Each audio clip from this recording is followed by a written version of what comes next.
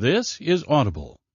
Podium Publishing presents Deadly Games, a Cavendish and Walker novel. Book 1, written by Sally Rigby, performed by Claire Corbett. Chapter 1. Dr. Georgina Cavendish sat at the old oak table in her kitchen, her hands wrapped around a steaming mug of coffee, mentally preparing for the day ahead. Monday was her heaviest day, with back-to-back lectures and tutorials. If she were lucky, she'd manage to grab a sandwich in the 15 minutes she had spare at lunchtime. Penny for them. Her partner, Stephen, walked into the kitchen and headed over to the coffee machine. He poured himself a mug and leant against the worktop, smiling at her. Just bracing myself for today's onslaught. She loved lecturing, apart from having to mould the new first-year students into her way of working. They seemed to have no concept of good timekeeping, thinking they could wander into lectures or tutorials whenever they liked. Sloppiness in punctuality invariably meant sloppiness in their academic work, and that was unacceptable in forensic psychology. However, the current first years were almost house-trained, making her life much easier. Only a few more weeks and it's the end of term. Then you can relax and look forward to Christmas in the Alps. She hadn't yet told her parents she wouldn't be around for their traditional family Christmas.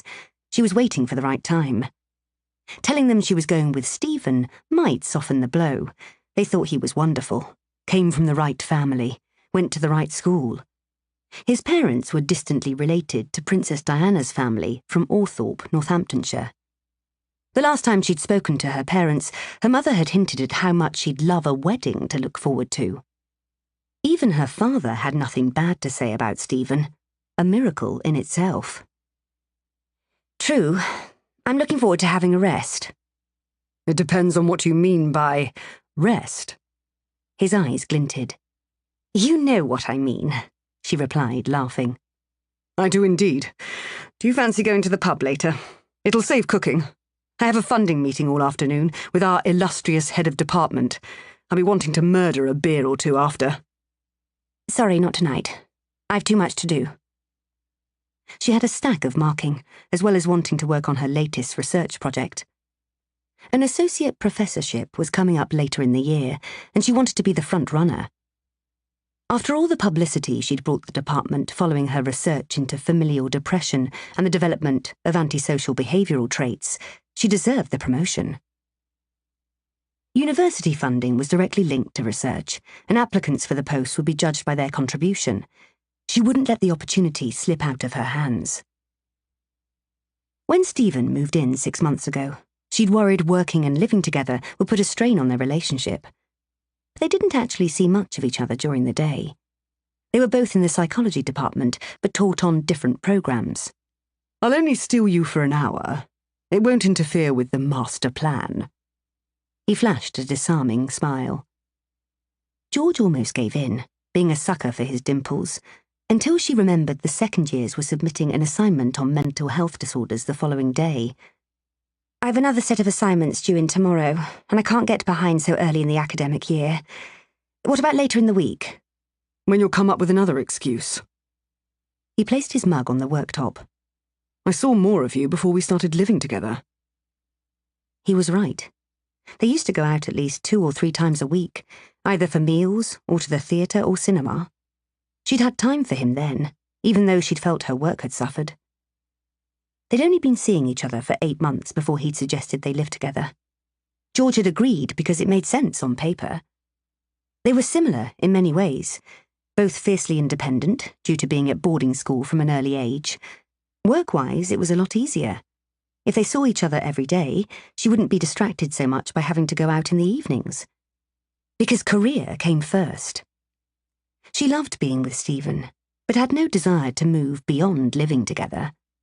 It worked for him, too. He was divorced with 2 children, who he didn't see often because they lived overseas with their mother. Early on in their relationship, he'd told George he'd had a vasectomy, so having more children was out of the question. That suited her fine, as she had no desire to be a mother. On the surface, there seemed a perfect match, even if some of his habits drove her crazy.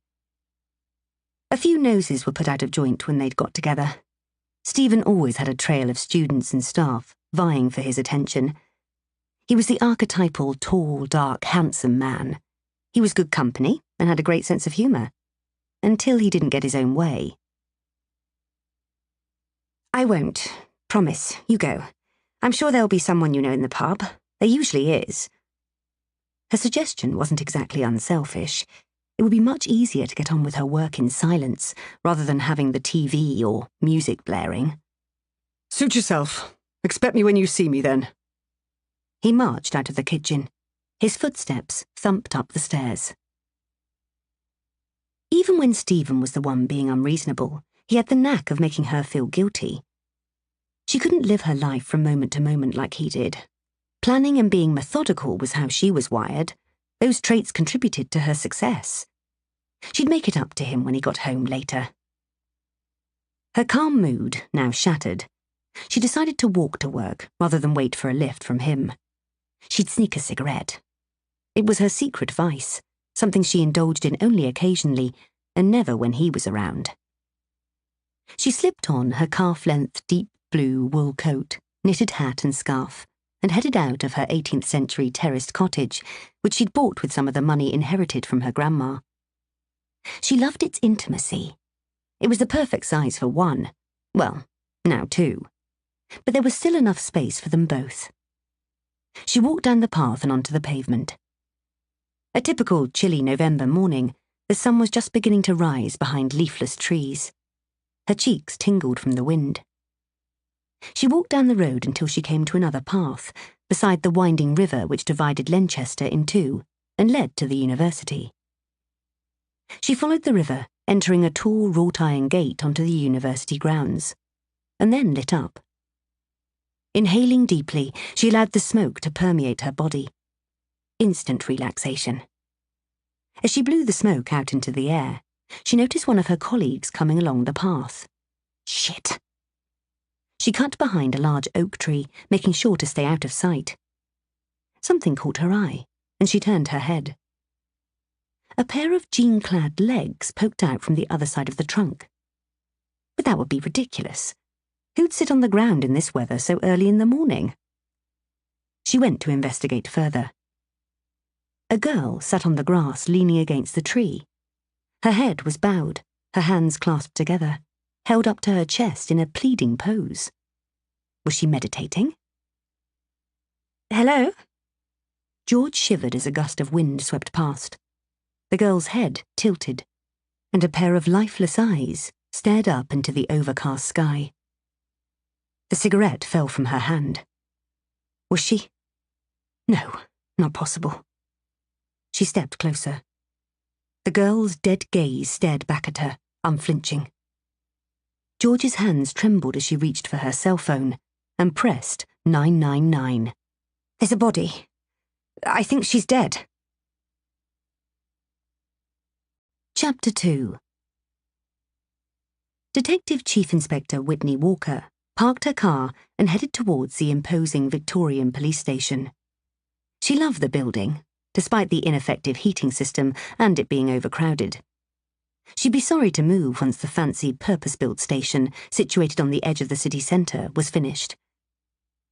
Before she even had time to grab a coffee, she was summoned to the office of her new boss, Detective Superintendent Tom Jameson, by his personal assistant. She'd messed up on a case, which meant the shit was going to hit the fan. Knowing what he was like, she expected he'd be wiping the floor with her. She tapped on his open office door and walked straight in. "You wanted to see me, sir?" He held up his finger, indicating she should wait a moment until he'd finished whatever it was he was doing. It looked to her like he was just shuffling papers. It was probably all for her benefit, but he needn't have wasted his time. She took the opportunity to glance around his office.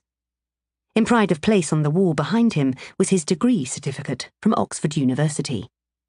He always made sure everyone knew he'd gone there, wore it like a badge of honour. It didn't impress her.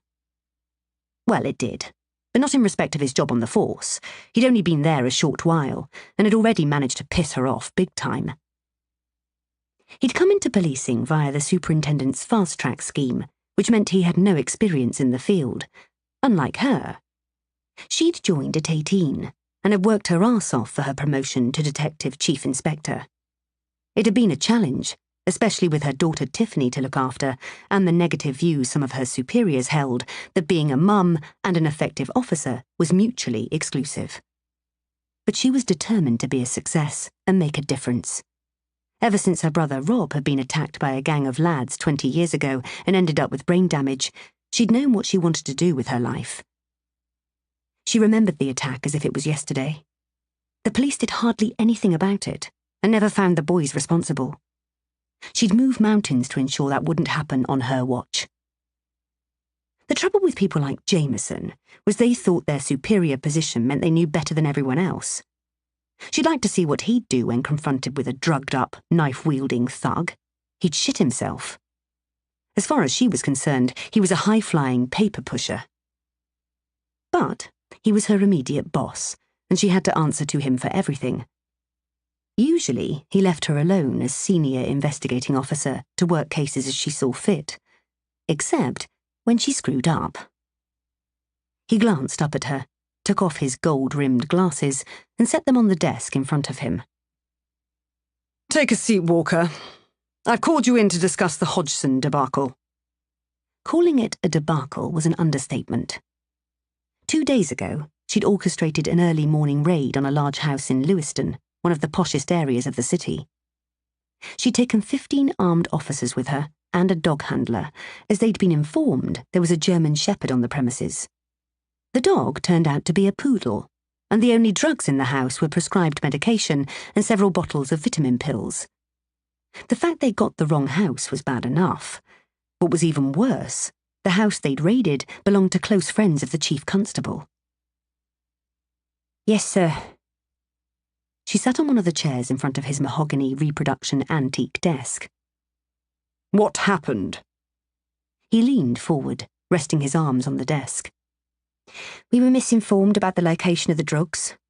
From a little shit who was history once she got her hands on him." "Didn't you check the validity of the information?" "Of course not.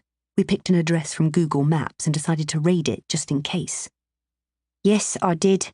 It came from a reliable source, sir." Maybe not the best thing to say. "Clearly not reliable enough." Have you spoken to this informant of yours? She'd used her informant on several cases, and he'd always come up with the goods. Someone must have got to him.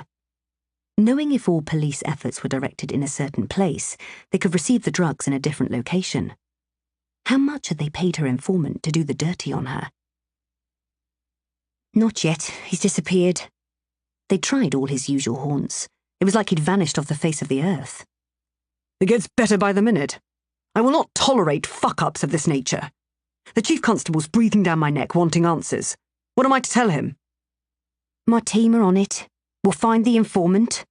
You'd better, because if you don't, you can forget being SIO on any case for the foreseeable future. Traffic duty will be your remit, and that's on a good day. Whitney bit back a retort. Okay, she accepted she'd fucked up, but that was the first time.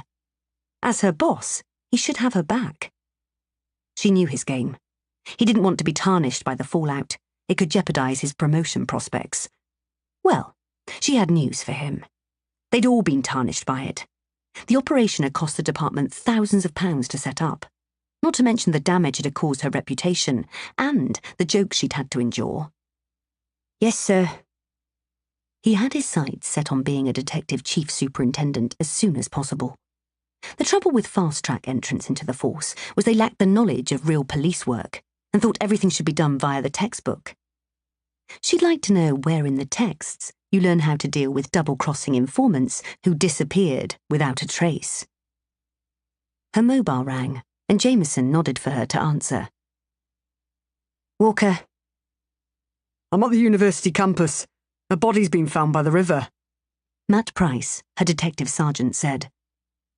Okay, I'll be there shortly. She ended the call. Problem? Jameson asked. We have a body at the university.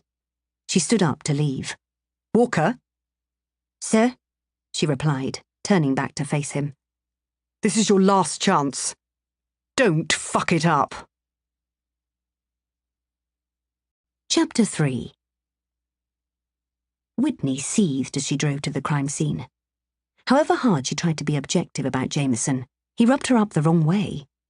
Even the way he breathed loudly through his mouth when concentrating drove her crazy, and she wasn't even in his company often. She drove through the imposing university gates and headed towards the river. She rarely came onto the campus, unlike her daughter Tiffany. When Tiffany passed her A-levels and got accepted to study engineering here, Whitney had been so proud. Her daughter was the first person in their family to go to university. It would lead to so many opportunities for her. She pulled up beside the outer cordon and hopped out of her car. Gov, Matt said, walking over as she opened the boot and took out a pair of disposable gloves. She liked Matt. He worked hard and relentlessly until getting a result. If she asked him to do something, it would be done. He had a bright future ahead of him. Where's the body?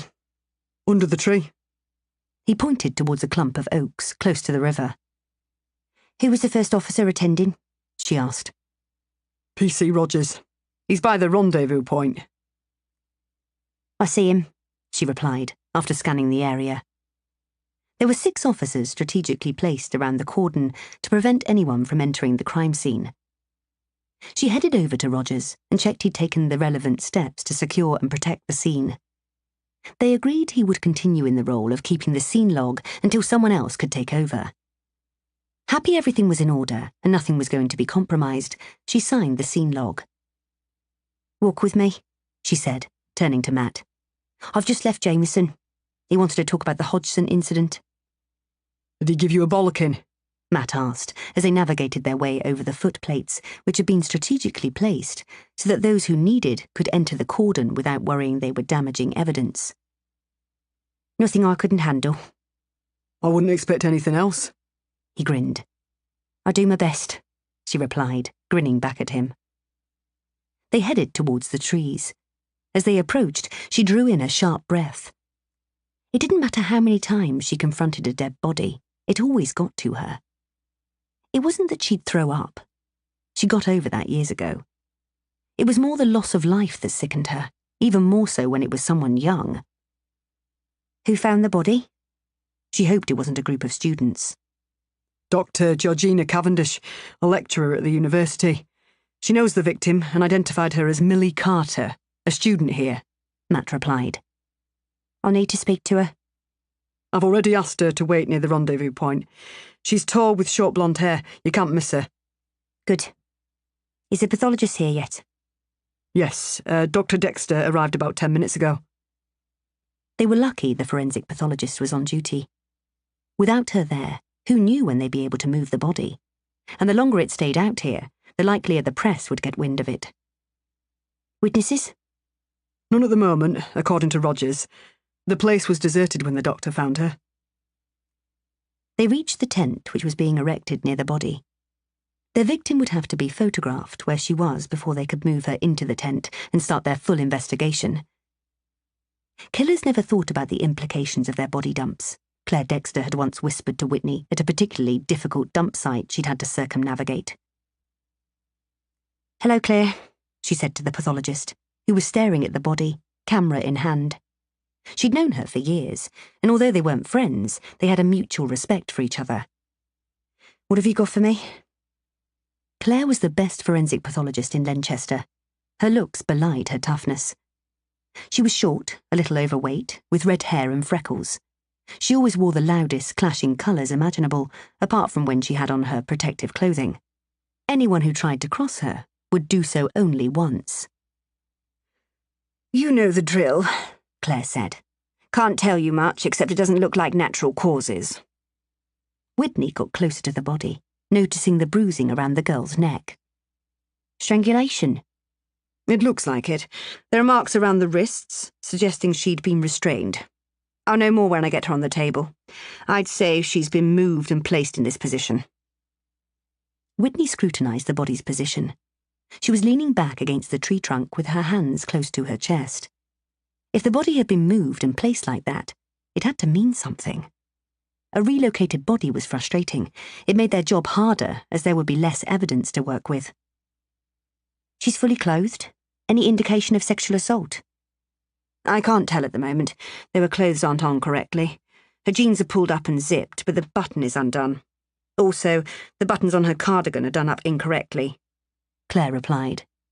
"Gov," Matt said. "There's a mobile phone on her lap." "Don't even think about touching it," Claire said, and then proceeded to take pictures of the wasted life in front of them. They waited until she finished photographing and allowed them to pick it up. Whitney was about to place it into the evidence bag when the wallpaper image came up. It was a photo of the dead girl wearing nothing but her underwear. Duct tape covered her mouth, and her hands were tied to a slatted bedhead with what appeared to be cable ties. Her legs were wide open. Although the photo didn't show it, it looked like her ankles were tied too. Bile caught in her throat and she turned away. The girl was barely older than Tiffany. She dragged in a breath, getting herself under control, determined her emotions wouldn't get in the way. This case had to be dealt with efficiently and by the letter. She couldn't afford it to go any other way. Crap. She showed the image to Matt and Claire before dropping it into the evidence bag. "We'll look closer when we're back at the office." As she paced the ground close to the body, she checked again for evidence. Nothing seemed to be disturbed. They'd know better once the scene of crime officers had scoured the area. She headed back to where Claire stood, dictating into her recorder. "If she's been moved like you suggest, then where's the evidence? There are no tyre tracks or drag marks. If she was carried, then the perp must be strong. She's not exactly petite." Even from down on the ground, it was obvious the victim was tall and solidly built. Whitney would have struggled to move her at all. "As I've already said, wait until we have her on the table. We'll know more once I've checked the trace evidence." "Okay, I'll come and see you later in the lab." "Fine. Now let me get back on with my work or I'll be here all day." Claire dismissed her with a flick of her hand. Not wanting to annoy her, Whitney moved away and headed towards the rendezvous point, anxious to speak to the woman who found the body. Chapter 4. George shivered and wrapped her arms around herself. She was due in class soon, but the police officer had asked her to give her statement straight away.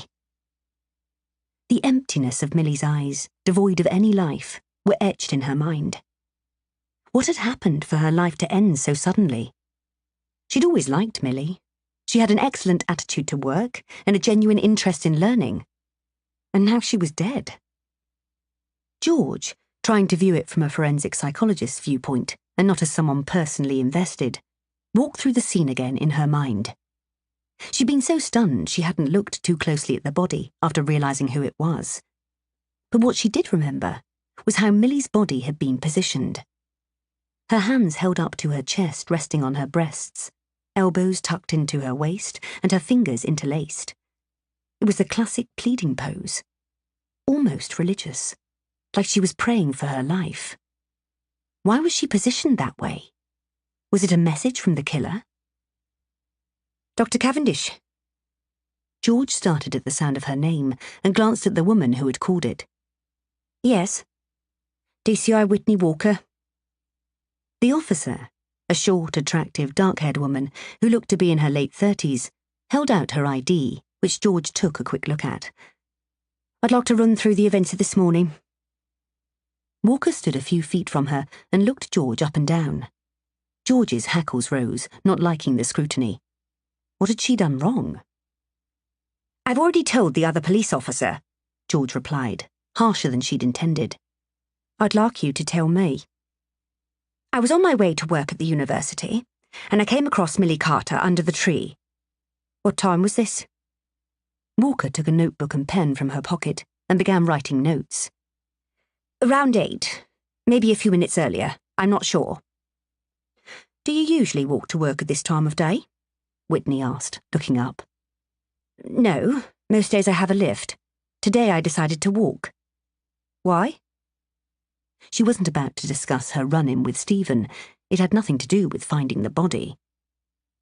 I wanted the fresh air, George replied, immediately regretting it as Walker's face showed disbelief. It's not even 10 degrees? Walker shook her head. I wrapped up warm. That sounded crazy and made her seem suspicious. OK, I walked this way so I could have a cigarette before class. Why did the admission make her feel guilty? So walking here is unusual for you? Yes, even if I don't get a lift and do decide to walk to work, there's a shortcut which takes me along the side of my building. What was different about today? She now had no other choice than to explain. I had an argument with my partner and wanted some time to relax before work. I can relate to that. Walker's expression softened. Was there anyone else around when you found the body? No. Yes. Well, a colleague was walking fairly close, so I ducked behind the tree. She turned off and headed towards the psychology building. Over there. George pointed in the direction of the old Victorian building where she worked. That's when I noticed Millie's legs sticking out. I went to investigate and found her body. If I hadn't come off the path, I would never have seen her.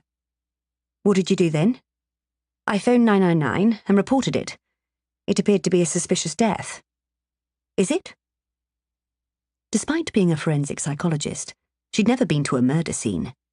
She'd sat in on autopsies and worked alongside other forensic psychologists doing profiling. But this was different. It's too early to say. The pathologist is over there. She glanced across at the crime scene and saw a familiar figure exiting the screen they'd put around Millie's body. Claire Dexter? You know her? Walker asked, frowning. Yes, she guest lectures for me. For you? I run the forensic psychology program. We look into criminal behaviour and try to establish patterns, motives and mindsets. Was she trying to impress the woman? Why? Judging by Walker's flat stare, it hadn't worked anyway. Tell me about the victim. Millie Carter was a third-year student in my department. She was also in my personal tutorial group. What does that mean? Students are all allocated a tutor to look after their academic needs. Millie's one of mine. We have a personal tutorial once a month to discuss her progress. And how was she doing? Walker asked, once again scribbling copious notes. Millie was an above-average student. Her assignments were usually submitted on time, and she did reasonably well in her examinations last year. Her impersonal words made Millie seem like a number, not a person. Did she confide in you about anything? When had she last spoken to Millie? She hated to admit it, but tutorials seemed to blend into one another. When you had over 30 personal tutees, it was impossible to remember every encounter. But she would have remembered if there was anything which stood out as troublesome. She was sure of it. Occasionally students talk about their personal lives. Millie was no different. She didn't tell me anything indicating she was in trouble. George cringed. It sounded like a fob-off. Did she have a boyfriend? George racked her brain but couldn't remember. I'm not sure. I don't recall her mentioning anyone. What about friends? Walker's tone was impatient. I don't know her friends, but I can give you the names of others in her tutorial group. They might be able to help, George offered, glad she could at least do something. I thought you saw them individually? The tutorial group meets fortnightly, and there are also individual tutorials. It's standard practice, she explained. Well, I didn't go to university, so wouldn't know. George stepped back. Had she touched a nerve? Sorry. The way the body was posed, have you considered that yet? She asked, changing the subject. We haven't established whether it was posed. That's for the pathologist to decide. Of course. I understand you have to wait for Claire's findings. But if Millie was murdered, which it certainly looks like, then the position of the body can tell us a lot about the person who did it. Let me help you with that. She didn't want to sit back and do nothing when she had the skills to assist. Dr. Cavendish, I'm sure you mean well, but why don't you leave the investigation to the experts? I'm fully aware murderers leave signatures, but you're jumping the gun here. Dr. Dexter will do her analysis, and we'll do the investigative work from there. Walker closed her notebook and replaced it in the back pocket of the navy trousers she was wearing. I appreciate I'm not a police officer, but my skills could help. George stared down at her. She wasn't used to having her knowledge brushed aside, and didn't like it. I'll remember that, thank you. You can help by letting me have a list of the others in your tutorial group. The list is in my office. I'll bring it down to the station later. No need. Here's my card. Just email it to me. Walker held out her card, which George took. I'll do it as soon as I get into my office. She glanced at her watch. She was already late for her first class, and should have thought to text the departmental administrator. Unless the head of department had cancelled all classes for the day, under the circumstances. Thank you. I'd also like details of your movements over the weekend, leading up to when you found the body. Why? Surely Walker wasn't implying she had anything to do with Millie's murder. Standard procedure. I'd also like you to think carefully about anyone else you saw on your walk to work. That was easy, because there was only the one colleague. We don't know how long Millie was there for. I couldn't tell whether rigour had set in or not, so I doubt the murderer would be hanging around for me to pinpoint. I wasn't asking for your professional opinion, Walker said. I'm a forensic psychologist. It's what I do. I appreciate that, but I'm a detective, and it's my job to investigate. The name of the colleague, please. Geraldine Walters from the Criminology Department. As for my movements over the weekend, I was at home working on my latest research project. Can anyone vouch for you? My partner, Stephen Grant, was there for some of the time. Other than that, no. Unless you check my laptop. My saved documents will have the time and date on them. Thank you. That won't be necessary. I'm just doing my job, as I'm sure you appreciate, Walker replied. Of course. Now if we've finished, I have to get to class. Yes, that's all for now. Don't forget the list of names. I won't. You'll have it within the hour. George walked away, her head a mass of conflicting thoughts. She got DCI Walker had a job to do, but didn't she realise George had found a dead body? A body of someone she knew? And... She came to an abrupt halt and turned to look back at the crime scene. There had to be something she could do. There just had to be. She couldn't sit back and watch, even if Walker did dismiss her view on the body and its posing. But to be of any help, she needed more information. She'd speak to the other students in Millie's tutorial group once she'd broken the news to them, which she was dreading.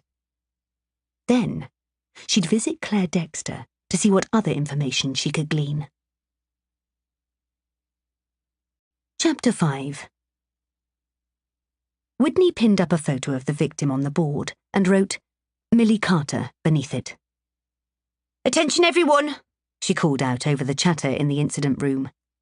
The team were huddled in small clusters, many of them standing, leaning against the desks. She waited a few seconds for the noise to die down. "Our victim, 21-year-old Millie Carter, third-year psychology student at Lancaster University. Suspicious death." "Do we know how she died, Gov?" DC Ellie Naylor called out from the centre of the room, where she was sitting behind a computer screen. Ellie's research skills were extraordinary, and Whitney had pushed to get her permanently on the team. Ellie had also been trained to use the self-service kiosk for extracting data from mobile phones, which meant they could access data immediately, instead of waiting for the digital forensic unit to do it for them. It was brand new technology. Whitney kept well away from it. It was way too modern for her. "Early indications are strangulation," Whitney replied. "We're waiting on the pathologist's findings." "Any sexual interference?" Ellie asked. "Again, waiting for the pathologist. I wouldn't be surprised, as her clothes have been removed and replaced, as we can see from the photo on her phone. Matt, do we have a copy of the photo?" "Here, Gov." He passed it to her. Whitney placed it on the board. "This is the victim. The murderer took it with her phone and saved it as wallpaper. At the moment, we have no idea where it was taken." "Dr. Cavendish has emailed in the list of students you asked for. She's meeting with them all this morning. Should we send someone along?" Matt asked. They would, but it wouldn't be Whitney. She'd had enough of the stuck-up doctor to last a lifetime. "Yes, you can go. You need the forensic psychology department. Interview the students individually and see what you can come up with. In particular, if she had a boyfriend. Ellie, I want you to check out any CCTV at the university and any on-roads leading there. Also check the victim's phone and social media accounts. Find out what you can about her friends." "Yes, Gov." "Do you think we should ask Dr. Cavendish in to help?" Matt asked. "Has she been talking to you?" "No, it was just a thought," he replied. "She's already offered her opinion and we don't need it. She's not a detective. As we all know, the majority of murders are committed by someone close to the victim, so we can do without any complicated theories she'll have. Let's find out all we can about the boyfriend, if there is one." "OK," Matt said. "I'm going to see the family. They live about half an hour away. We have to let them know before it gets back to them through other channels. Frank, you're with me. Sue and Doug, I want background checks on the uni staff, particularly those who taught the victim. Also check if any sex offenders have been recently released into the area." She picked up her bag from under the table and was about to leave when she glanced up and saw Jameson open the door and walk in. Crap. What the fuck did he want? "Good morning, team," Jameson said, striding up to her desk. "Sir," Whitney replied. "Where are we so far?" Whitney tensed. Was this how the investigation was going to go? He usually didn't interfere, so now because of her last fuck-up he thought he would. "Everything's under control, sir. I'm going to see the family. As yet, they don't know about their daughter's death." "I'll come with you." Out of the corner of her eye, Whitney noticed Matt and Frank exchange glances, smirks crossing their faces. "Won't be necessary, sir. I'm taking Taylor." "I'm sure he could be better used elsewhere," Jameson insisted, his lips in a thin smile which didn't reach up to his eyes. "We'll go in my car." "Yes, sir," she replied through gritted teeth. "Frank, you go with Matt and collect statements." Whitney left with Jameson, following him to the car park and his brand-new Volvo. She didn't resent him the car. Actually, she did. She was fed up of driving around in an old Ford Focus. She'd have loved a new car. But she needed her money for Tiffany and to help out her mum, who had her hands full looking after Rob and wasn't able to work. Whitney hated having to be the one to break the news about Millie's death to the family, but she couldn't leave it to Jameson. If he spoke to the family the way he spoke to her, then it would be a total cock-up. Jameson talked non-stop during the journey. Whitney learnt all about the work he'd done before joining the force. How good he was, and how he'd managed to save his previous company millions of pounds by implementing a reporting system, capturing everything. She had to stifle a yawn on several occasions, not helped by the fact she'd missed out on her second cup of coffee. She timed her caffeine fixes. Every 3 hours was optimum.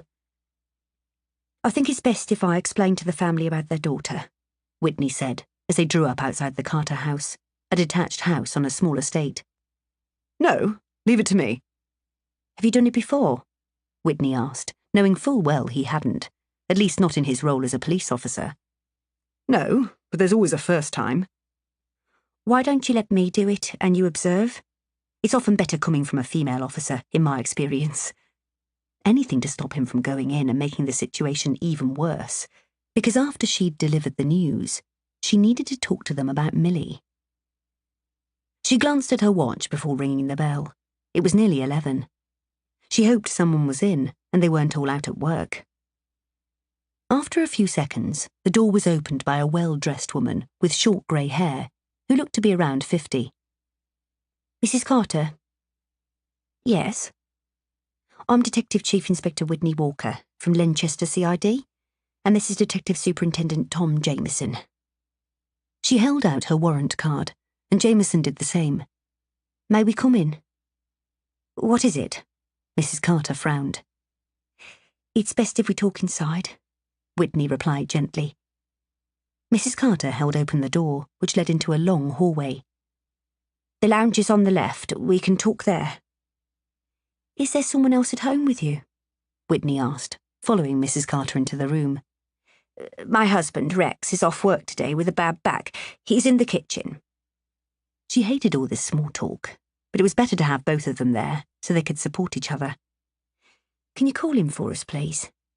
"What is it?" Mrs. Carter asked, her voice raising in tone and sounding anxious.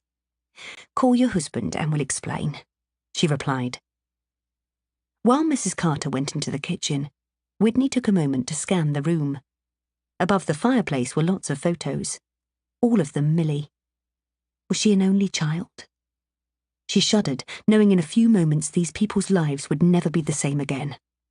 How would they cope? If anything happened to Tiffany, she couldn't even go there. "What's all this about?" Mr. Carter stood in front of them, his arm placed protectively around Mrs. Carter's shoulders. "Take a seat." Whitney gestured to the sofa, and she sat on one of the easy chairs next to it. Jameson sat on the other. Mr. and Mrs. Carter both sat down, and she took hold of his hand. "Is it Millie?" Mrs. Carter asked, her voice barely above a whisper. Whitney drew in a breath. "I'm sorry to have to tell you, but a body has been found on the university campus, and we have reason to believe it's Millie."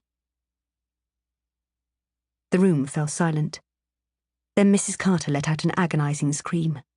She sobbed uncontrollably, her whole body shaking. Mr. Carter held her tightly in his arms, not uttering a sound. He just stared blankly at Whitney over the top of his wife's head. The colour drained from his face. "Is there anyone we could call?" Whitney asked. Mr. Carter jolted back into alertness. "No, thank you. When can we see Millie?" "We'd like one of you to come down and formally identify the body. It doesn't have to be straight away. Later today or tomorrow will be fine." "What happened to her?" Mr. Carter asked. "We're treating the death as suspicious. That's all we can say at the moment," Whitney replied. "Murder," Mrs. Carter said, lifting her head from her husband's chest. "Who would murder my Millie?" Her voice cracked. Whitney glanced at Jameson, who was sitting back in the chair looking on. "I know this isn't easy, but if we're to catch the person who did this, we need as much help from you as you can give." She hated this part of the job. She'd just given them the worst possible news ever, and now she needed them to give her some information. It just wasn't fair. "Of course," Mr. Carter said, his back ramrod straight, as though he might totally collapse if he relaxed his body. "When was the last time you saw Millie?" she asked. 2 weeks ago, Mr. Carter said. "She comes home for the weekend once a fortnight, and she phones 2 or 3 times a week to speak to her mum. I'm not very good at chatting. Did she have a boyfriend? Whitney asked. Mr. Carter started to reply. Yes, she did, Mrs. Carter interrupted, giving her husband an apologetic look. She told me last week she just started seeing someone. I don't know his name. All I know is he's a student. Why didn't you tell me? Mr. Carter asked his wife, frowning. Because it wasn't anything serious, and I know how protective you are of her. Oh, my God! Was it him? Do you think he killed Millie? Mrs. Carter's hand slammed over her mouth. We can't jump to that conclusion. We'll find out who he is from her friends. May I take a look at Millie's bedroom? Whitney asked. Yes, it's upstairs, the first door on the right, Mr. Carter replied. Thank you. Sir, why don't you make everyone a cup of tea? She suggested to Jameson before she left the room. Whitney walked back into the hall and headed up the stairs. When she reached the top, she noted there were 4 doors. She quickly peeped into all the rooms and then went into the one belonging to Millie. There were stuffed animals placed along the windowsill. It reminded her of Tiffany. She kept all the teddies she'd had from when she was a child. When Whitney had suggested getting rid of some of them, Tiffany had refused point blank. They were still so young. Whitney peered at some of the photos stuck onto the mirror of the dressing table, most from picture booths. Millie appeared like a normal young woman having fun with her friends. There was a pile of magazines on the floor. She took a look. Some of them went back years. She opened the wardrobe. It was half full of clothes, nothing out of the ordinary in there either. The double bed was covered with a blue and white striped duvet, and beside it stood a white cabinet. Whitney opened the drawer and found last year's diary. She flicked through it. Millie clearly wasn't one to pour out her feelings. The only entries were dates of birthdays, deadlines for assignments, and appointments with the dentist and doctor. Nothing useful. Not wanting to be away from the Carters and Jameson for too long, she went back downstairs. As she approached, she could hear Jameson talking sympathetically. I'm happy to come back later and pick you up and take you to identify Millie's body. You let me know when. She walked down the stairs, just in time to see him giving Mr. Carter his card. Maybe she'd misjudged him. Thank you for letting me go up to Millie's room, she said to Mr. and Mrs. Carter. Are you sure there isn't someone we can call? No, Mr. Carter said. We don't have any other children, and my sister is in New Zealand. Pat has a sister, but she's in Scotland. Friends? Whitney asked. We don't have many. We keep ourselves to ourselves. I'll come down to the station later to identify the body. No need for a lift. They left the house, and Whitney let out a long sigh. Delivering news of an accident or death never got any easier however many times she did it. If she was with anyone else, she'd have suggested they stopped at the pub for a drink to settle the nerves. She didn't think Jameson would appreciate that. Plus, she didn't want to spend more time in his company than necessary. You did well, Jameson said once they were in the car. It's a horrible job. We go in and destroy their lives forever. I don't know how they're going to cope. The same as we all cope in these situations. They'll get on with the rest of their lives. The pain will always be there, but it will subside in time, he replied. Whitney glanced across at him, his eyes fixed firmly on the road ahead of them. She hadn't expected to hear compassion in his voice. Was he speaking from personal experience? You've had something like that happen to you?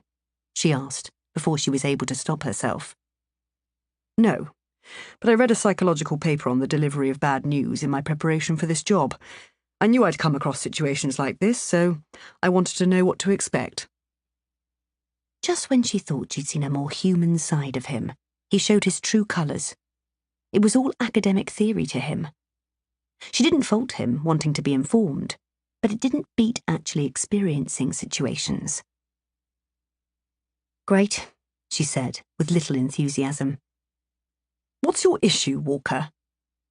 Nothing, sir. She looked to the front, avoiding any eye contact with him. You really need to deal with that chip on your shoulder, because if you don't, it will get in the way of your career. This is 21st century policing. You need to get your head out of the 70s and realise it's all about metrics and social media. Whitney tensed. How dare he imply she was stuck in the 70s? For a start, she hadn't even been born then, and she certainly didn't operate like the police did in those days. Convictions at all costs. She'd show him who the better police officer was, and it wouldn't be him. Chapter 6. George stared out of her window onto the quad.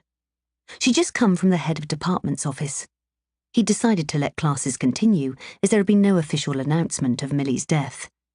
It would give him time to put in place some extra counsellors and to speak to the divisional head regarding how she wanted the whole affair to be managed. She'd agreed with his response. However, she had her tutorial group in 5 minutes, and she decided to tell them. She wanted them to hear about it personally. Picking up her briefcase, she went to the small lecture room where they were meeting. She'd deliberately arrived a few minutes late to make sure they were all there. "You're late, Dr. Cavendish," one of them quipped as she entered the room. "Sorry. Are you all here?" She quickly checked out the group. "Except Millie," Lisa, one of the more vocal students, said. George pulled up a chair and joined the circle they always sat in during a tutorial. It was more intimate than sitting behind desks, and ensured everyone would contribute more to the subject under discussion. Eager faces stared at her. They were totally unaware their day was about to be ruined. Their lives changed forever. Her fists clenched by her side. "I've got some bad news for you about Millie. There's been an incident." She paused. "I'm sorry to tell you, Millie's dead." After a couple of seconds of stunned silence, several of the students started to cry. What happened? Seb asked. How much was she allowed to say? DCI Walker said not to say anything, which in George's view was remiss of her. But the murder would be in the media soon enough. Millie's fellow students deserved to know the truth. Her body was found near the river this morning. The circumstances of her death are suspicious. She wasn't going to tell them she'd been the one to find the body, even though they'd probably find out. She dug her nails into her leg and forced herself to breathe. It helped steady her, and she returned their gaze. The university counsellors are available if you'd like to speak to one of them. We won't have the tutorial today. I'm here if you want to stay and talk, or if you'd like to take the rest of the day off, I'll make sure your other lecturers know. There was a knock at the door, and the officer she'd seen earlier walked in. She got up and walked over to him. DS Price, he said. We spoke this morning. Yes, I recognise you. Do you need my help? The DCI must have changed her mind. Not exactly. Have you told the students about Millie Carter? He asked. Yes, just now. We'd like to speak to them. Is there somewhere we can do that? There's an empty class next door. Go there and I'll send them in. She waited for them to leave and went back to the students. That was the police. They'd like to speak to you about Millie. They're in the class next door. They all shuffled out of the classroom, apart from Lisa, who remained seated, her face pale. George moved and sat next to her. Were you very close to Millie? She asked gently. We were in the same hall of residence in our first year. Our rooms were next door, so we saw a lot of each other back then. I moved in with my boyfriend in our second year, and she lived with several girls in a flat in town. Tears filled Lisa's eyes, and George passed her a tissue, which she used to wipe her eyes and then scrunched up in her hand. Did you see Millie socially? Not really. I tend to hang out with my boyfriend and his friends. I'd sometimes see her at parties or in the pub, but we haven't been out together in a long time. We mainly caught up during lectures and tutorials, or for a coffee. I can't believe she's not here. Tears streamed down her face, and she wiped them away. George patted her gently on the hand, unsure whether putting her arm around Lisa's shoulders was appropriate. Physical displays of emotion always left her uncomfortable. Why don't you call your boyfriend and ask him to come and meet you? You don't want to be alone at a time like this. It was all she could think of to suggest. I can't believe I'll never see Millie again. Lisa's shoulders slumped. When did you last see her outside of classes? She couldn't sit back and wait for the police to come up with something.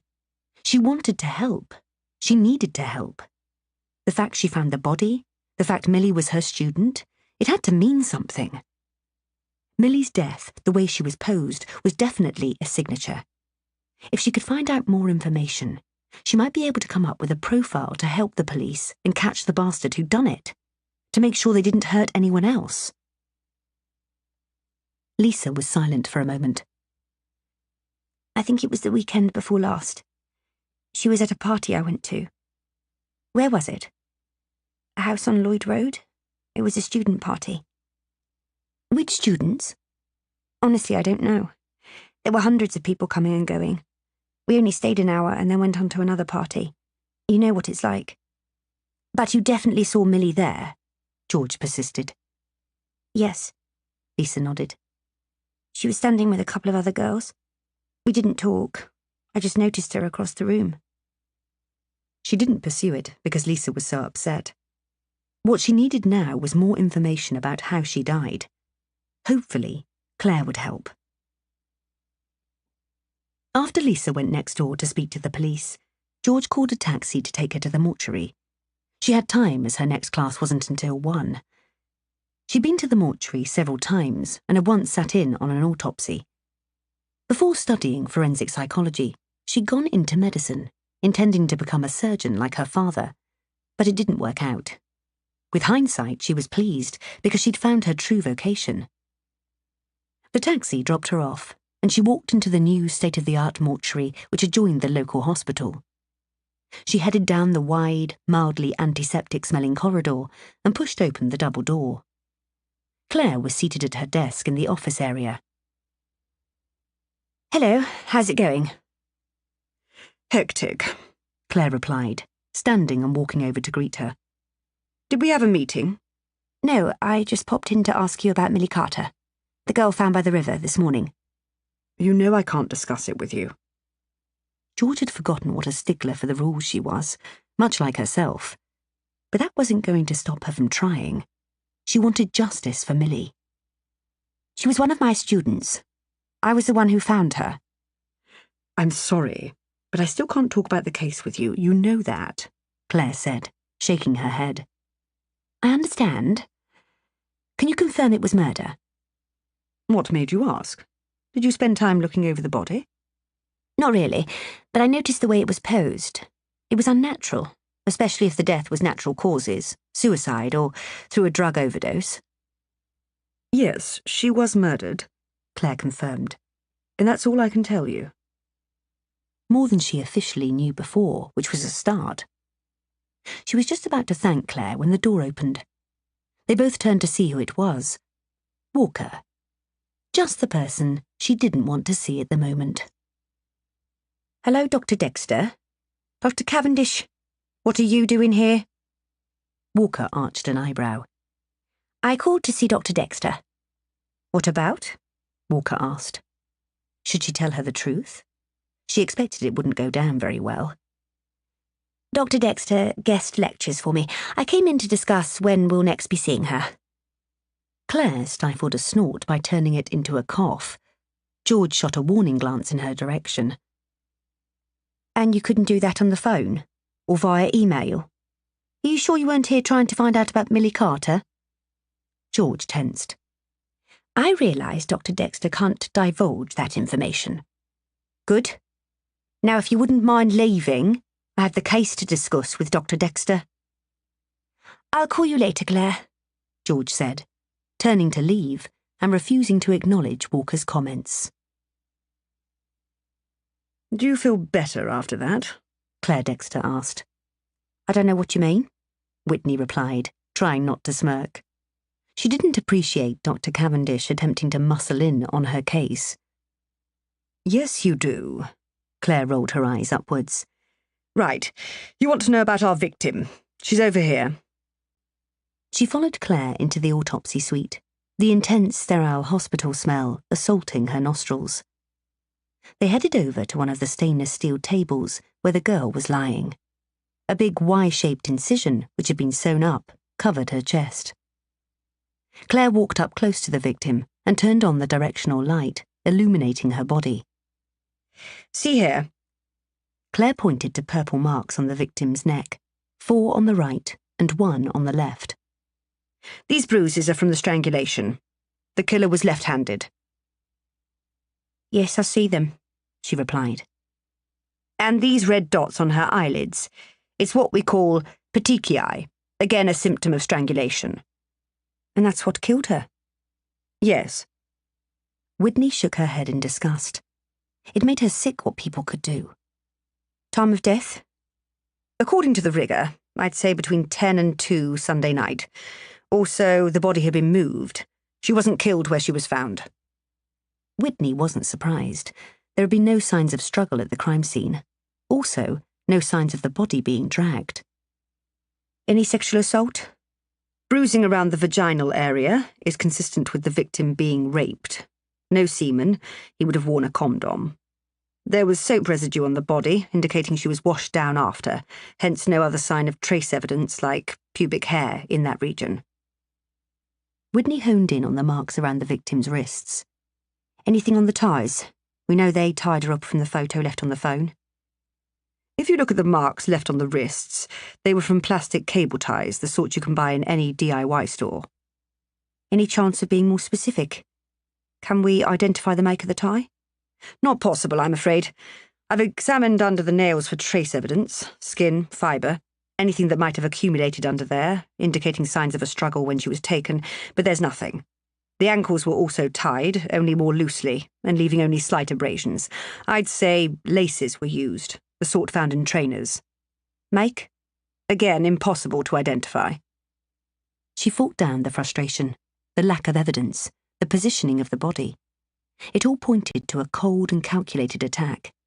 They were the worst crimes to solve. If there were no signs of struggle, then it's likely she knew her attacker, Whitney suggested.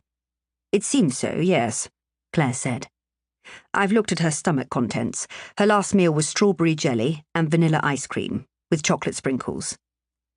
The sort of food you give to children at parties? What sort of deranged mind would feed that to their captive? I found traces of ice cream and several sprinkles an inch up her nasal passage, which leads me to conclude she'd been force-fed and he cleaned her up, missing what wasn't visible. How long before she died had she eaten? Judging by the breakdown of the food, I'd say about 3 hours. Is there anything else I need to know? I'm waiting for the results of the blood test from toxicology. I'll forward them once they've arrived. Thanks. Let me know if Dr. Cavendish comes sniffing around again. I don't want her interfering in my investigation. Whitney trusted Claire not to leak information, but she wanted her to know she wouldn't tolerate any interference. Up to you. If it was me, I'd be glad of her help. She's very well respected in her field. I'm sure she could be of great benefit to you. Has she helped in police investigations before? I haven't heard, but you may know different. I've no idea. I'm giving you my opinion based on her academic work, Claire replied. You're entitled to your opinion, but good old-fashioned police work will catch the bastard who did this. She didn't need a fancy education to do her job properly. Chapter 7. OK, Whitney said to Ellie, once she'd returned to the incident room. Where are we on the CCTV? I've accessed footage from the cameras covering roads into the university, and also those on the campus, but so far there's nothing of note on there, although there's still a lot more to go through, Ellie replied. And the victim's friends? We've had better look there. I went through the list of contacts in her phone and checked out her social media accounts. Her boyfriend's name is Nathan Harris, and judging by the photos and comments, Millie had been seeing him for a couple of weeks. According to the university database, he's 22 and a third-year law student. He should be in class at the moment. He comes from Dorset and lives with 4 other males in a student house in Stanton Road, number 23. Here's a photo of him from the university records. She handed it to Whitney, who placed it on the board next to the photo of Millie. Good work. She turned to Matt, who was standing close by. Go to the university and pick him up. We'll interview him here. Yes, Gov, Matt replied. Frank, You and Sue go to Stanton Road in case he's at home. If he's not there, see if you can persuade any of the occupants to let you in for a look around. It will save having to wait for a search warrant. Time was crucial in murder investigations. What if there's no one there? Frank asked. For a seasoned officer, Frank could be infuriatingly dense. She didn't want to spell out everything, preferring her team to work on their own initiative. I'll leave that to your discretion. If you're at all concerned and think you've heard something worrying from inside, then you know the drill. Go and investigate. Whitney's concern was the longer they left the boyfriend at large, the more time he'd have to destroy any evidence. If they went by the rule book every time they came across something, investigations would be seriously hampered. She realised it had to be counterbalanced with the need to have everything watertight for court, but there was always a way around things without crossing the line. Gov, Frank replied. I'll see you later. I'm due in with the DSI to discuss the press conference. She left the room and headed to Jameson's office. The door was shut, so she knocked and waited for him to answer. She could hear him on the phone, his pompous voice coming through loud and clear. Enter, He called out. Won't be a moment, He mouthed to her once she'd walked in. Watching him, she wondered how he'd ever cope if he had to chase someone on foot. He was considerably overweight, his shirt buttons straining against his protruding stomach. Much of the increase had occurred since joining the force, the result of spending most of his time behind a desk. She guessed it wasn't helped by all the lunches and dinners he had to attend. That was why she'd decided to stick at DCI. She had no desire to be tied to a desk. It would drive her batshit crazy. The call Jameson was on sounded personal, possibly his wife. She'd no idea whether he was married, divorced, single, or whatever. It sounded like he was making arrangements for dinner out that evening. Lucky for him, murder cases didn't interfere with his social life. She had choir rehearsal later, but doubted she'd make it, which was annoying, seeing as singing was her one release. The choir were rehearsing for a big concert to be held later in the month. She'd been asked to sing a solo, which was flattering, though she'd be a bag of nerves on the night. The press conference, Jameson said, dragging her back from her thoughts. Yes, sir. When is it? She'd already sussed how much he enjoyed doing them. The abduction of a 10-year-old boy a month ago was proof. Her team had successfully found the child within 24 hours of him going missing. At the press conference, Jameson acted like he'd coordinated the whole operation and single-handedly carried out the rescue. He clearly believed being in the public eye was good for his image. He'd also cleverly avoided being centre stage on the ones which were likely to have negative feedback. Then he'd step aside for someone else to take the flak. 1600 hours. I want you with me. Just what she didn't want. It was pointless having her there, seeing as they had nothing of note to report, other than they were following all lines of inquiry and for anyone with information to contact the incident room. Might not be possible. I have an interview lined up. She hoped that would get her off the hook. We have someone already? Good work, Walker.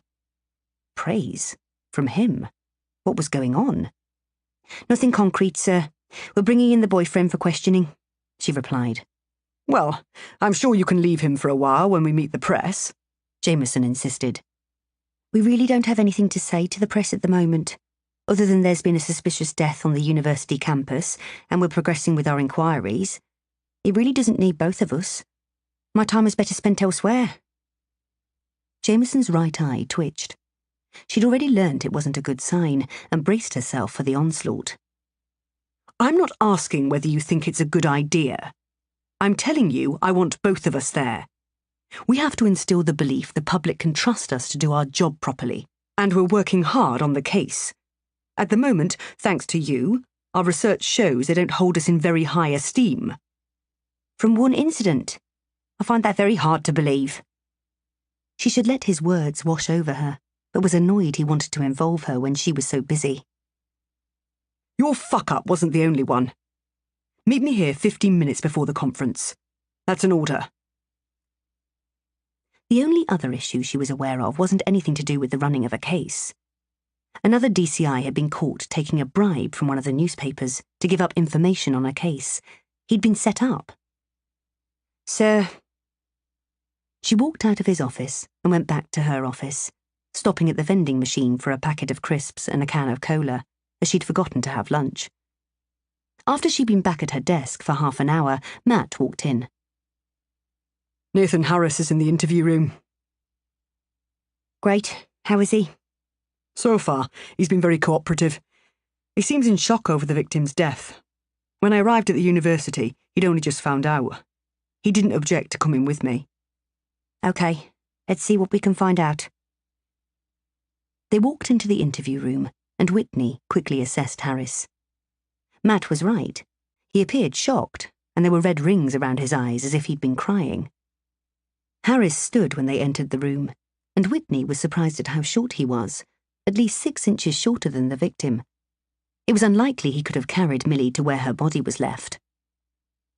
Mr. Harris, I'm DCI Whitney Walker. Thank you for coming in. We'd like to ask you some questions. Do I need my solicitor? He asked. That's up to you, Whitney replied. You're legally entitled to one. Do you think you need one? No, I've nothing to hide. But I know what can happen in situations like these, Harris replied, no longer appearing so distressed. Situations like what? Whitney asked. I'm not stupid. I study law. I know when there's been a murder, the most likely culprit is someone close to the victim. Mr. Harris, we'll be speaking to everyone who knows Millie, including you. Now, I can assure you at the moment, all we want to do is talk. If you believe it's in your best interest to call a solicitor, by all means do so. I don't have time to waste, as I have a press conference to attend. So what's it to be? She locked eyes with him, and he shifted awkwardly in his seat. Let's get on with it, he finally replied. I just want you to find the bastard who did this to Millie. Thank you. I'd like to confirm you're here voluntarily. You're not under caution and can leave at any time. This interview will be recorded for our records. She turned on the recording equipment. DCI Walker, DS Price, and Nathan Harris. Monday the 4th of November. Mr. Harris, please confirm for the record you are here of your own volition to answer our questions. I confirm, Harris said. Thank you. Nathan, please could you tell me how long you've known Millie Carter? She'd start with the easy questions, so he'd relax a bit. I'd noticed her for a couple of years from around campus. I didn't actually get to speak to her until about a month ago when we got together one evening in the student bar. Had you been wanting to get to know her before then? Had he been fixated on her for years, and then finally managed to get her to go out with him? Or perhaps she'd finished with him and he couldn't take it? I suppose so, Harris replied. Is that a yes? Whitney asked. I'd always liked her, but didn't think I stood a chance.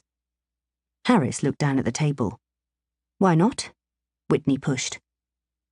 The other guys I'd seen Millie with were all taller than me.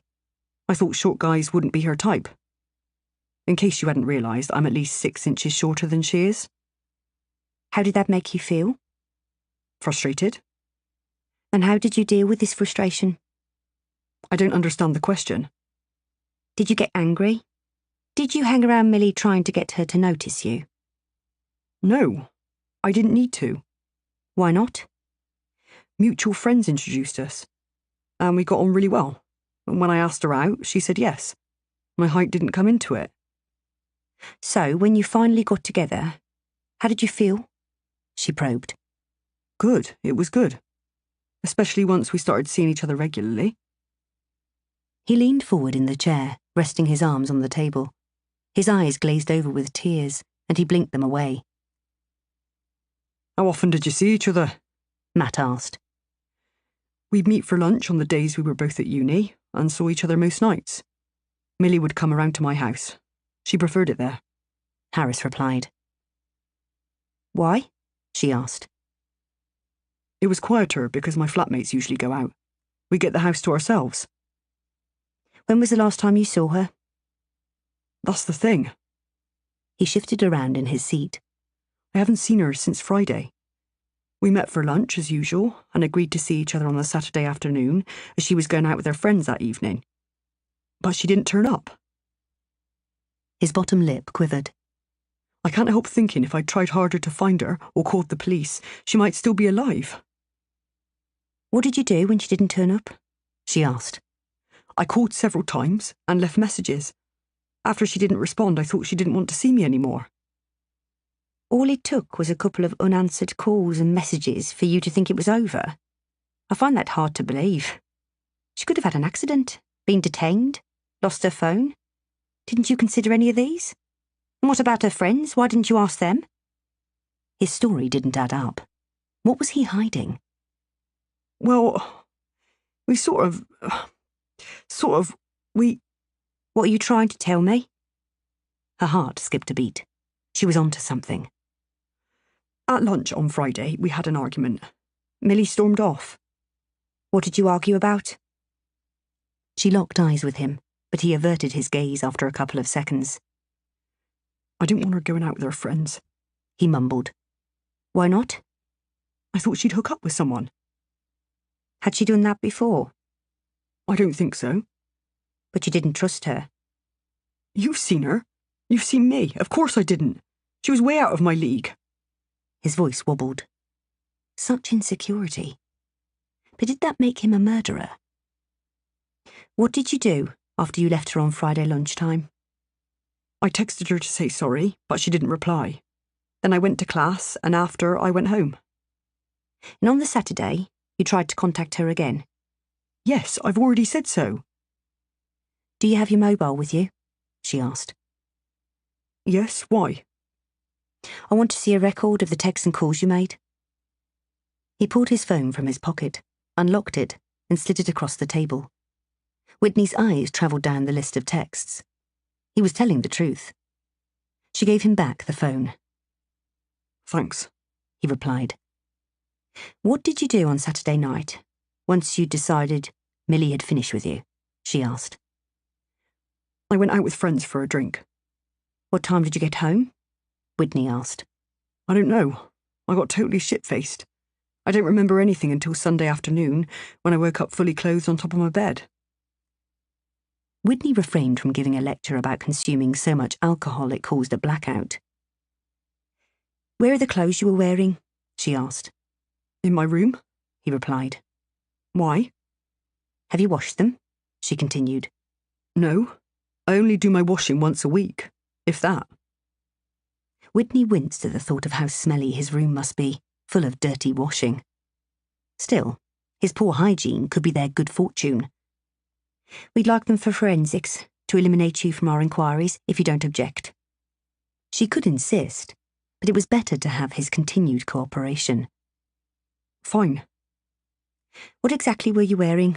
My officers can pick them up from your house, Whitney asked. Blue check shirt, jeans and a cream jumper, he replied. Your underwear? Whitney asked. I'm still wearing my boxers, he replied, lowering his head sheepishly. We'll need them too. Thank goodness she had a girl and not a boy. Tiffany, if anything, was over the top clean. She only had to wear something once and it was in the dirty washing basket. I'll ask my officers to bring you some underpants and socks. Do we have permission to go into your room? Yes, he replied.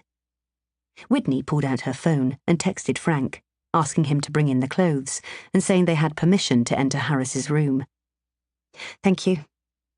You say you don't remember anything about Saturday night. Who were you with? My flatmates. And they can vouch for you, from Saturday through to Sunday night? Matt asked. I think so. You'll have to ask them, he replied. We will. I'd like you to tell me where you and Millie went over the last couple of weeks. I'm assuming you didn't stay in all the time. Harris sat thinking for a few moments. We stayed in most evenings. But 2 weeks ago on the Saturday night, we went to a concert at a pub in town. Who was the band? Whitney asked. Dogbone. She'd never even heard of them. She must be old. Were you on your own? No, a group of us went. The week after, we went out on the Wednesday night to the student union, as it was half-price beer night. Then, apart from lunches, we didn't go out until last Saturday, when we went to a birthday party in town. Whose party? She asked. Twins called Henry and Harriet. I don't know them well. One of Millie's friends invited us. There must have been over 100 people there. We didn't stay long because Millie started to migraine. Were you annoyed at having to leave? Whitney asked. No, why would I be? I'm just asking. When did you see Millie this week? Whitney asked. We had lunch on Monday, Wednesday, Thursday and Friday. We went out Wednesday night and that's it. Is there anything else you need to know? Can I go home? For now. We'll let you have your clothes back once forensics have finished with them. We may wish to question you again, so don't leave the area. I meant to be going home to see my parents in 2 weeks. That's okay, she replied, making a note of it on the file. Other than that, make sure you stay in Lenchester. But this isn't up for negotiation. We're dealing with Millie's murder, and we will do everything we can to catch whoever did it. If our investigation happens to put you out, then deal with it. Chapter 8. Stop. I'm begging you, stop, please. Why are you doing this to me? Let me go. I won't tell anyone, I promise. I just want to go home. Let me go home. I want my mum. I rewind the tape. I must have watched the Millie Carter Experience at least 20 times. It's so good. I never tire of it. There's always something different to capture my attention. Everything is recorded, starting from our contrived meeting in town to how easy it was to persuade her to come back to the house. And the look on her face when she finally realised what she got herself into, when she understood there was only one way this was going to end. It was utter perfection. But it didn't stop the stupid girl begging me to stop, or promising to keep it a secret. Did she really believe I'd fall for it? What an idiot. If you asked me to choose my favourite bit, it would have to be the way her face distorted as my hand tightened around her neck and she drew her last breath. That feeling of having control over a human life, to be the one who determines whether they should live or die. Wow! Millie Carter was a great choice. She was so easy to play. Because playing is what it's all about. It's one big, elaborate game. I made her think it would soon be over, that I'd let her go. There were times when she even started to believe me. What a weekend it was. She went from trying to appeal to my nicer side to being angry. She writhed in agony during the sex, then cried after. I saw every side of her. Except she didn't laugh much. Actually, not at all. She was told not to shout out, but when the post was pushed through the letterbox, the dumb bitch did. Then the duct tape stayed on, apart from when I fed her. Her favourite food was jelly and ice cream with sprinkles, so I gave it to her. It was the least I could do, knowing it would be her last ever meal. She spat it out, the ungrateful slag. I forced it down her throat. She wasn't getting one over on me. The only thing that didn't go to plan was how quickly she was found. Too quickly, really. My plan, which I believe was meticulous, had been for students to find her during morning break or at lunchtime, when the location was most populated, especially by couples who often go by the river for a session. I wanted to give them a session to remember. I even ensured she couldn't be seen from the path. What was someone doing there so early in the morning? Funnily enough, I'd gone down to check at 9, before class, and couldn't believe the police were already milling around. Millie had only been there a few hours. Next time, I'll make sure everything goes to plan. And there will be a next time. I can't even begin to describe the high I was on the entire weekend. Everything seemed lighter, fun, exciting. At times it was almost too much to bear, until the pinnacle. The moment her life was hanging by a thread, and I was the one to determine when the thread broke. I controlled to the very second when she expelled her last breath. Have I already mentioned that? Whatever, it's worth repeating, because when it happened, my head exploded like there were 1,000 fireworks going up simultaneously, lighting up my brain with 1,000,000 watts. It was fucking awesome. And then she was gone. and I came back down from paradise. Although I had a brief reprise when I laid out the body in that special way, I wanted to show her begging for mercy. Mercy she wasn't granted. Anyway, who to pick next? It took a while to decide Millie was the perfect specimen. She was my first, so it was important to get it right. Millie was chosen because she always came across as being fun and up for a good time. She reminded me of my mother, those times when my father wasn't there. Then everything changed. Nothing was right when he was home. But when he wasn't, Mum was great, and we always had a good time with her. She'd take us sightseeing. We moved around a lot, so there was always plenty to see. Millie wasn't such fun while she was here, so maybe the likeness was a tenuous one. If she'd been more cooperative, she might still be alive. No, she wouldn't. I'm just kidding. I make myself laugh sometimes. I'm so funny. Anyway, back to my next plaything. I'm thinking she should be someone totally different from Millie.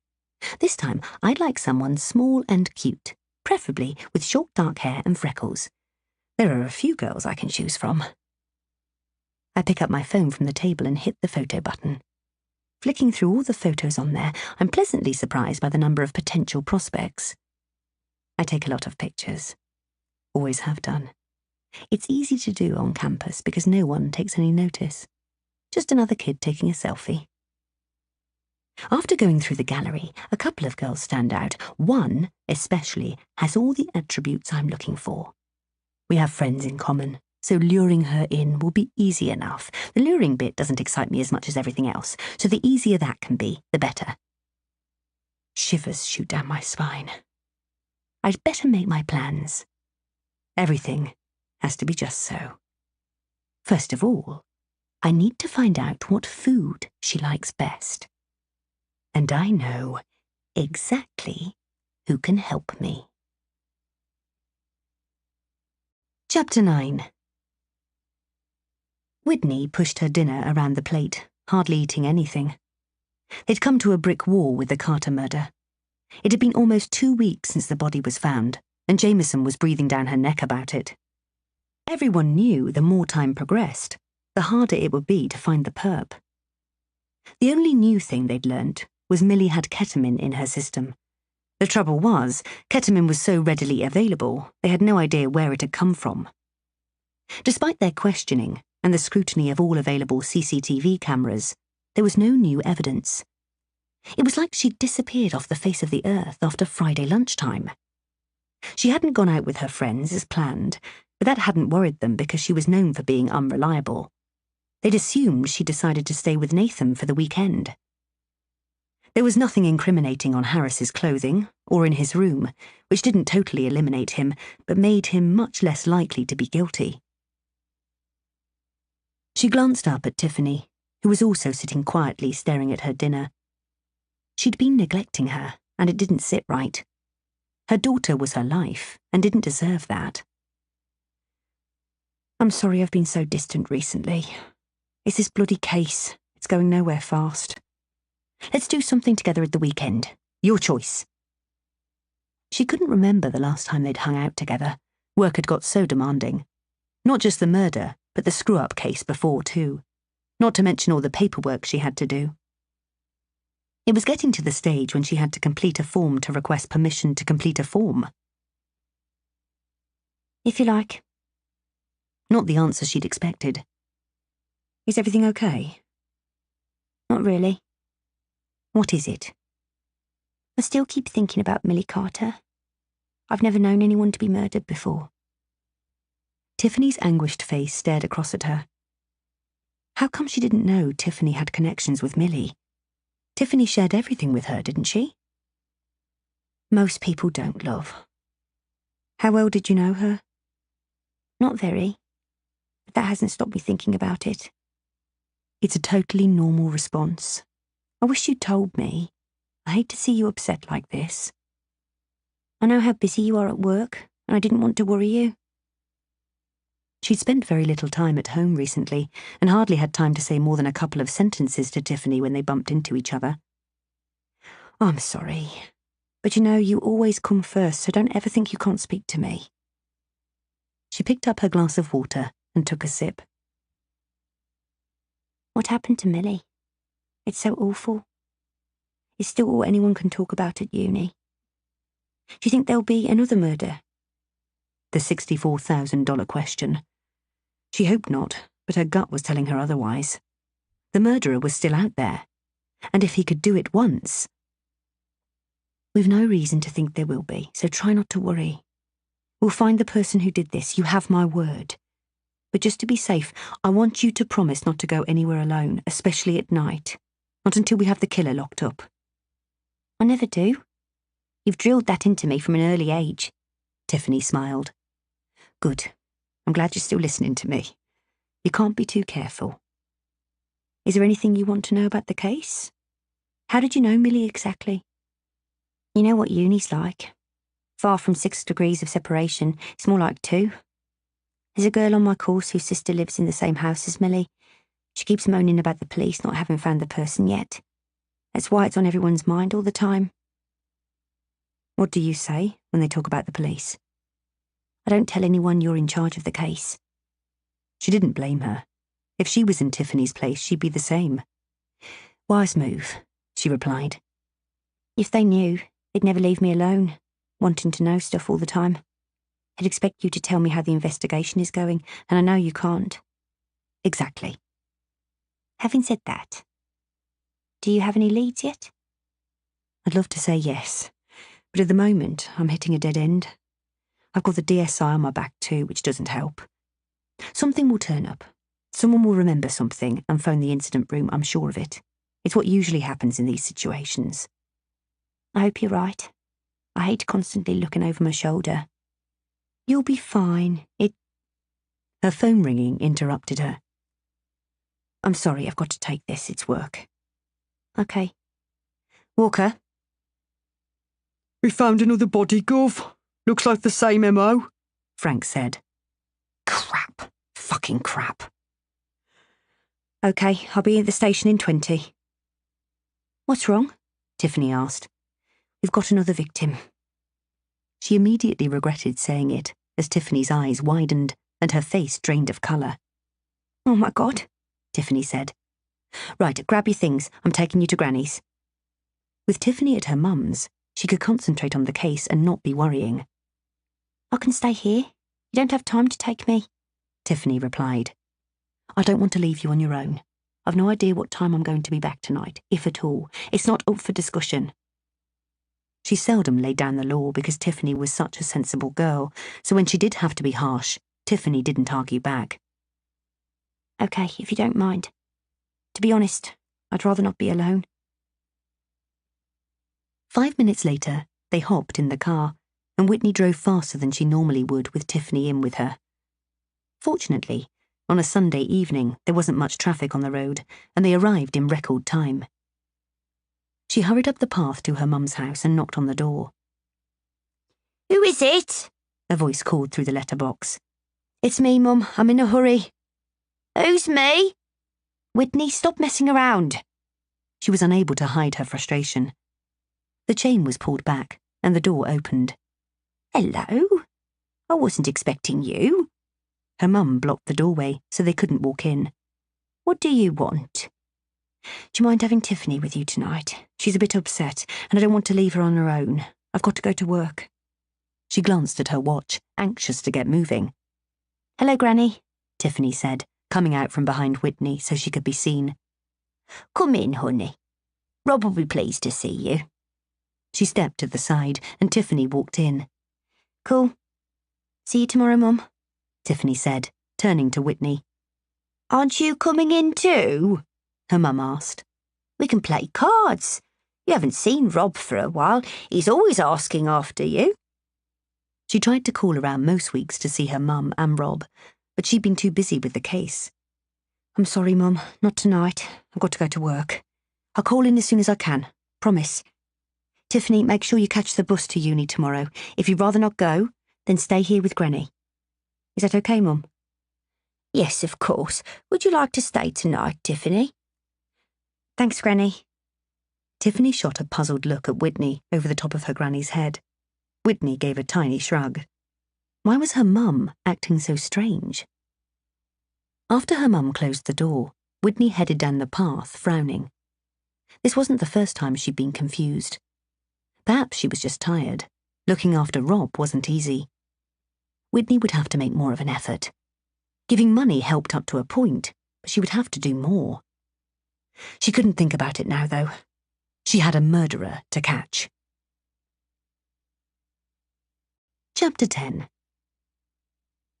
In summary, what you need to remember when you're dealing with a suspect is even if they're lying to you, they won't lie all the time, George said to the students in her lecture on the use of forensic psychology in helping the police.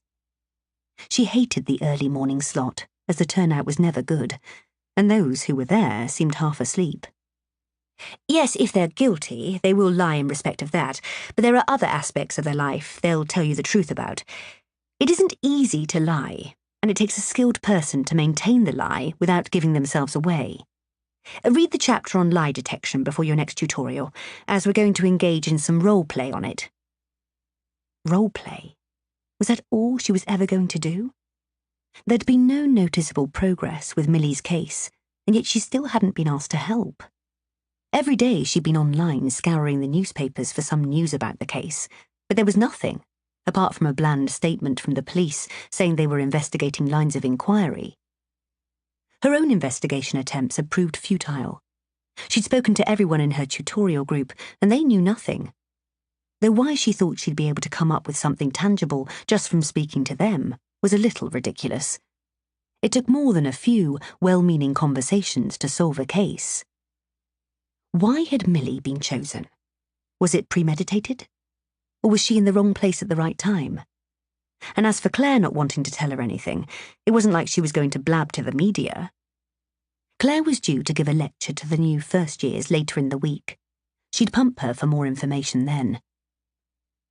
She should leave everything to the police, but Millie's lifeless eyes had haunted her day and night since she discovered the body. Even in death, there was a look of panic on Millie's face. Her ending certainly hadn't been peaceful. She dismissed the class, and as no one stayed to discuss anything with her, she left the lecture theatre. "George, wait," her colleague Yvonne called, just as she'd walked into her office. Yvonne hurried into the office. "What?" she asked. "Have you heard?" "Heard what?" she asked her colleague. "Who's hooked up with who? And how did you find out?" She grinned, waiting for the latest gossip. Yvonne was the closest George had to a friend. She was a professor, married with 2 children. Her life seemed perfect, except George had seen the occasional cracks, usually over a few beers. "They found another body," Yvonne replied, her face serious. "Eric told me, but not down by the river like before. This time in the ornamental garden beside the water feature." George's jaw dropped. Another body? "Are you sure? Is it a student? What else do you know?" "Please don't let it be another student I've taught." "All I know is the police are there now. I'm not sure who found the body, or who it is, but it's bound to be linked to the first murder.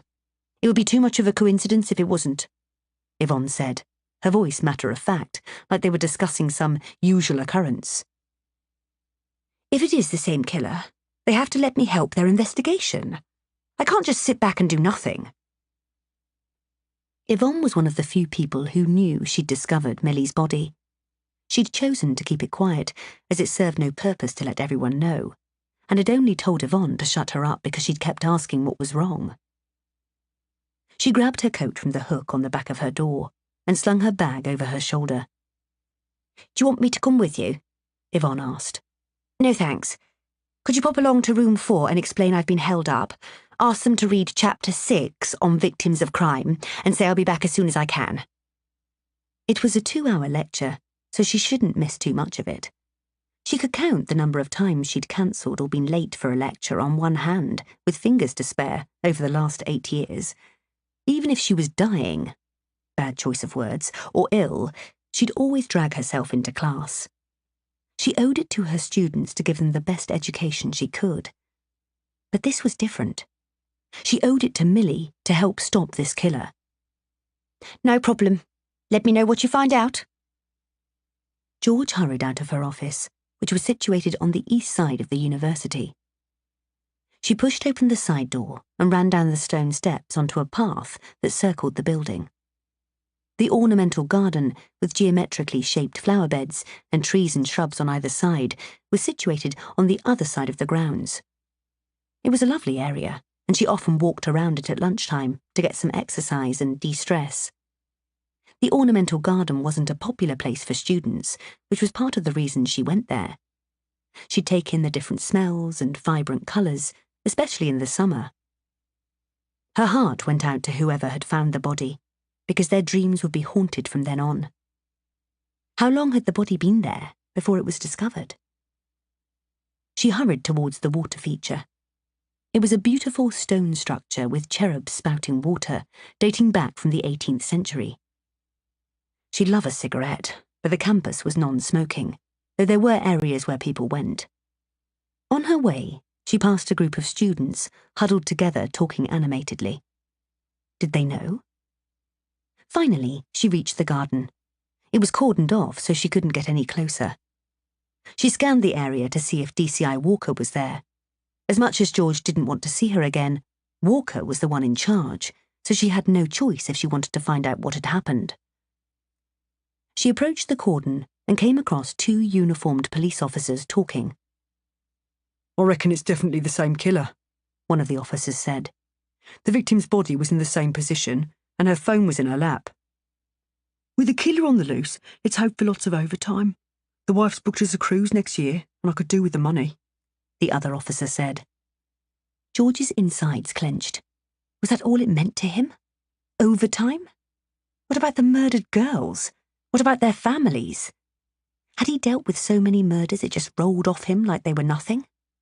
The guy only looked to be in his late 20s, so surely not. The police should use her for their recruitment. She'd make sure they hired the right people. She shook herself. What the hell was her problem? They were doing a job, just like she did hers. She should cut them some slack.